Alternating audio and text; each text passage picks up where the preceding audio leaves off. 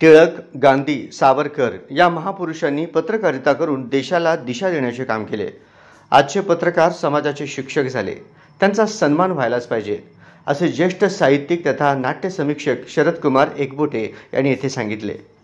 Rotary club of Solapur, MIDC आणि उद्योग bank माजी सेवक सांस्कृतिक मंडळाच्या वतीनं आदर्श पत्रकार पुरस्कारांचे शनिवारी दुपारी वितरण झाले। त्यावेळी ते बोलत होते। मंचावर क्लबचे अध्यक्ष अंबादास गड्डम, सचिव नरसिंह कनकी, उद्योग बँक मंडळाचे प्रेसिडेंट यल्लादास लचमापुरे आदी मंचावर होते। सन्मानपत्र, स्मृतिचिन्ह, टेरी टॉवेल व श्रीफळ असे पुरस्काराचे स्वरूप होते। अक्कलकोट रस्त्यावरील टेक्सटाईल्स डेव्हलपमेंट फाउंडेशन TDFच्या दालनात हा कार्यक्रम झाला। ज्येष्ठ पत्रकार विजयकुमार पिसे यांना जीवन गौरवने सन्मानित करण्यात आले। डॉक्टर रमेश पवार, डॉक्टर दिग्विजय जिरगे, प्रकाश सनपुरकर, संचारचे उपसंपादक रवींद्र दंतकाळे, गौतम गायकवाड आणि छायाचित्रकार केवल तिवारी यांना पुरस्कार प्रदान करून गौरवण्यात आला।